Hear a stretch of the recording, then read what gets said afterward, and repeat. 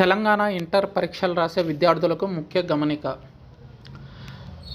Telangana inter పరీక్షలు రాసే విద్యార్థులకు ముఖ్య గమనిక. ఇప్పటికే ఇంటర్ పరీక్షలకు సంబంధించిన షెడ్యూల్ రిలీజ్ చేయడం జరిగింది.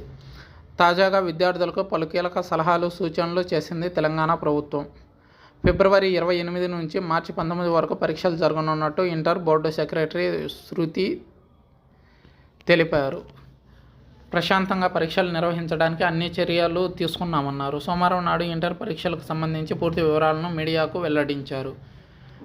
రాష్ట్ర వ్యాప్తంగా 1521 పరీక్షా కేంద్రాలు ఏర్పాటు చేశాం. 9,80,978 మంది విద్యార్థులు ఇంటర్ పరీక్షలు రాయనున్నారు.